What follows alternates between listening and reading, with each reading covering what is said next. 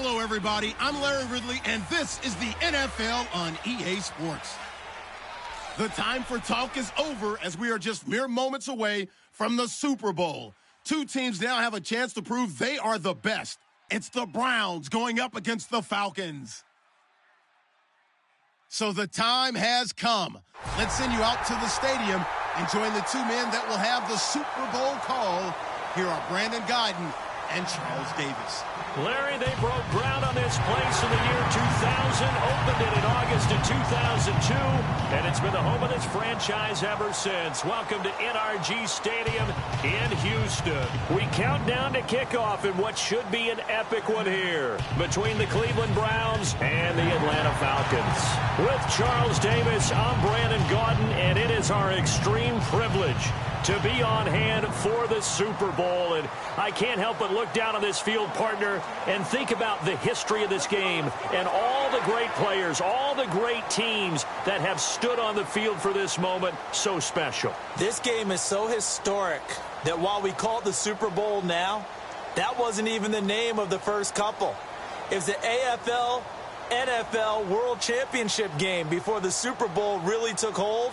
And think about the Green Bay Packers winning the first two that got us kicked off and started towards where we are today. And with the whole world watching, at the end of this game, at the end of tonight, one of these two sides, they get to etch their name in NFL immortality. No doubt about it. They hold up the ultimate symbol of victory in this league, the Lombardi Trophy.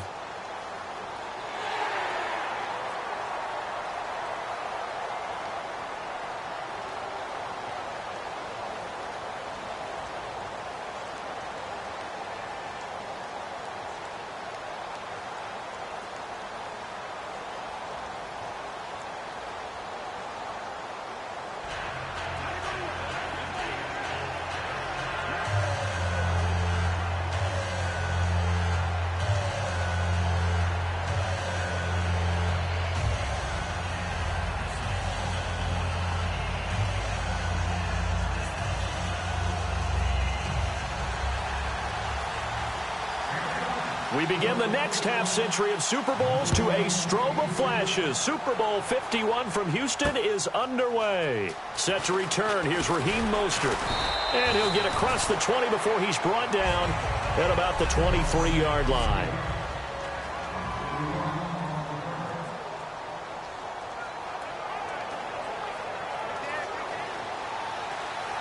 Shift together here from the D-line.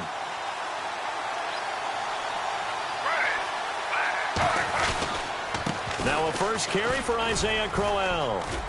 And he's able to plow forward up to about the 29, just shy of the 30. It's a 6-yard gain on the ground, and that'll make it 2nd and 4. There's no sense in dancing around it. Not a lot of bright spots to talk about in Cleveland this year. But I think Isaiah Crowell, the running back, he's a guy we got to keep an eye on in the future. Short of 1,000 yards, it was hard for him to get enough carries to get there. Yeah, but he was healthy, started all 6. Now the defense loses him. It's complete. And he takes this one down all the way near the 30. A gain of 39 that time. So the defense blitzed. A nice job picking that up, completing the pass. And how in sync was the quarterback and his center on that play? They saw the blitz, made the appropriate calls, got the line engaged because now they know there are going to be extra guys coming at the quarterback, so they got their assignments down pat and kept them away from him, and he's able to step up in the pocket and fire one now for a really good strike. This drive is turning into an extended one, and the guy carrying the ball, he's becoming more like a body blows guy. Every carry is putting some damage on the defense. So after a while, I'm not too sure how many guys are going to want to run up and tackle him. Now Griffin on 2nd down. Into a double team, and it's intercepted. Picked off by Robert Alford. And a big turnover there as his guys will get the football back.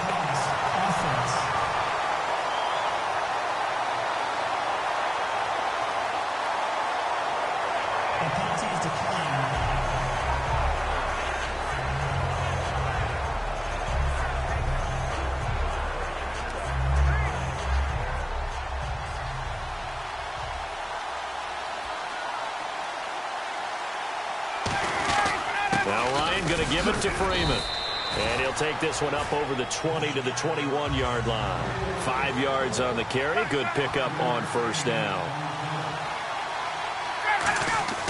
Now Ryan on second down. Oh, he'll want that one back. Incomplete. He doesn't drop too many in that department. Third down. We know it's not an easy job to go out and catch passes when people are trying to tackle you and knock the ball away. But the bottom line is, that's a pass he's got to have and a pass he should have caught. The former Indiana Hoosier here, Tevin Coleman. And he's able to pick up the first down here before he goes down at the 26. They go play action here on first down. He couldn't quite hold it. Got hit. Ball pops out. Incomplete. Normally, he's pretty reliable. Usually catches what's thrown to him. On that play, he simply dropped it. A fake to Freeman. Now it's Ryan. And it's complete to Jacob Tamme. And down he goes, but he takes it up to the 40. That one goes for 13 yards, and it moves the sticks. Off the play fake to Freeman. It's Ryan. Connects with Sanu right side. 30 yards on the pickup there. And it'll be first down Atlanta.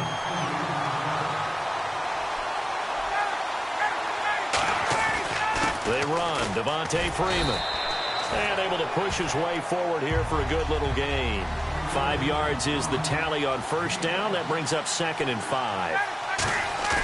They go play action now. Ryan. And this is caught at the 8. And eventually brought down, but it's near the 5 at the 6. And there they went crossing route against the zone defense. What do you think of that? Takes real coordination between the passer and the receiver because you've got to read those zones and where the open spots are and be on the same page with the guy throwing the football. Because sometimes you're throwing it in front of the zone. Sometimes you're throwing it between the zones. Sometimes the receiver's going to just kind of find a spot and what we call sit down and present himself to the quarterback and throw it there. It's a tough read, but when they're in sync, it's really effective. Again, it'll be Freeman. And that'll move him a little closer as he takes it from the 7 down to the 4-yard line. Defense may be thinking pass. They come out in the nickel on 3rd and goal. On 3rd and goal, Ryan. And he fires one that's intercepted. A great read, and it's picked off. Well, your first drive of the first quarter, you get it down there, try to fire it in the end zone, and big-time deflation on that play. No doubt about it. They're moving and grooving and getting into position, and this is not the ending that they saw on this drive, is it? They have things going their way. They begin with a run by Corral, and he is going to lose yardage here. That's going to go as a loss of 2, and it'll be 2nd down. And frankly, Brandon, we're talking about things I'm not sure we ever thought we'd talk about in the NFL, and a lot of that is the speed at the linebacker position. A lot of these guys in college, they were safeties. They moved them up to outside linebacker to combat the spread offenses, and now we're seeing it in the NFL. Those same guys using their speed to make plays in the backfield, similar to that one. And they'll get him down here at the 23. That catch good for 5. It's 3rd down. 7 yards remain now on 3rd down.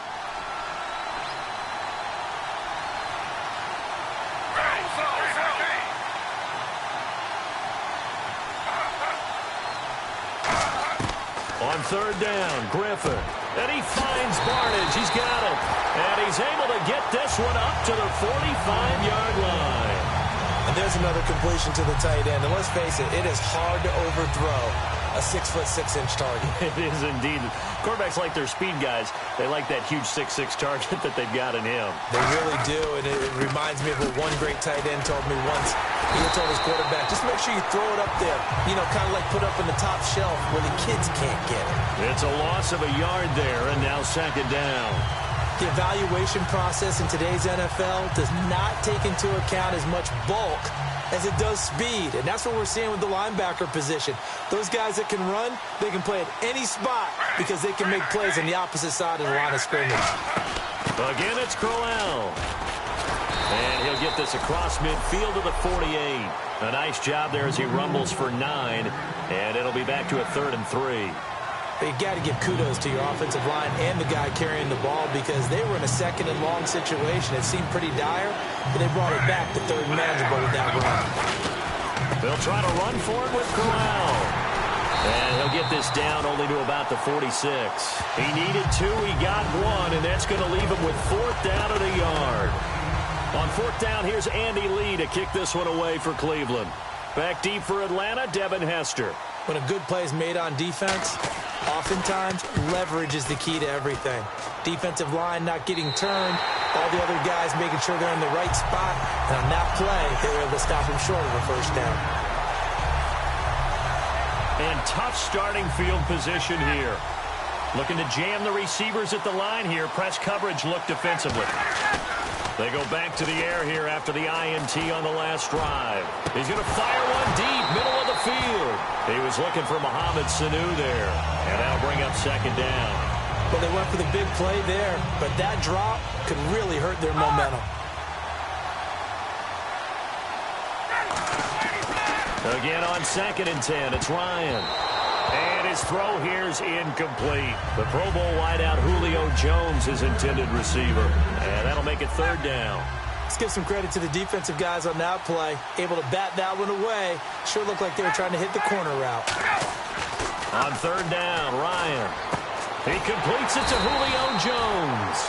And he'll have the first down alongside Charles Davis, Brandon Gaudin. It's the Falcons in possession to begin quarter number 2, and they've got it here with a first down. Now a handoff. It's Freeman, and he stopped immediately there. Just a yard on the first down carry, so it's 2nd and 9.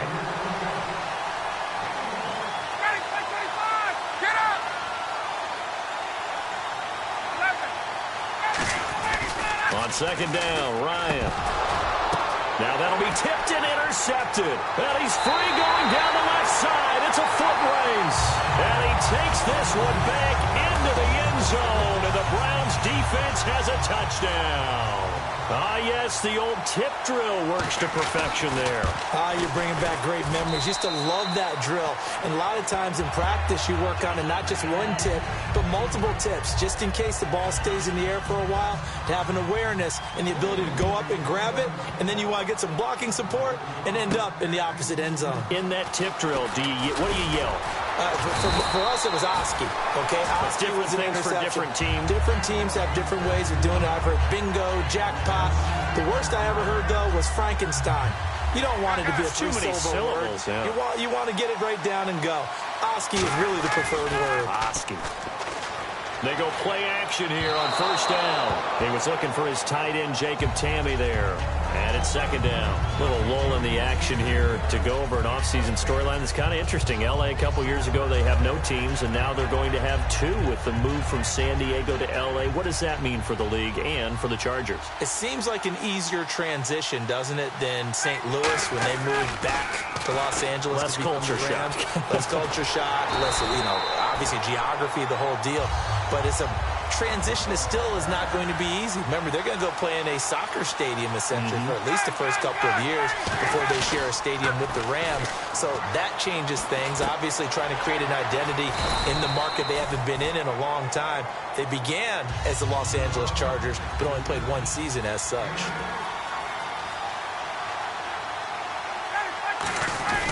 On 2nd down, Freeman. And he'll take it down shy of the 45 at the 46. It's a gain of 4 there, and it gives him a new set of downs. Now a play fake here on first down. The left side completion to Jones. And he's going to get this inside the 30. Give him 18 on that one. And that leads to an Atlanta first down. On 1st and 10, it's Ryan. And the tip there altered the ball flight, and it falls incomplete. It'll be 2nd down.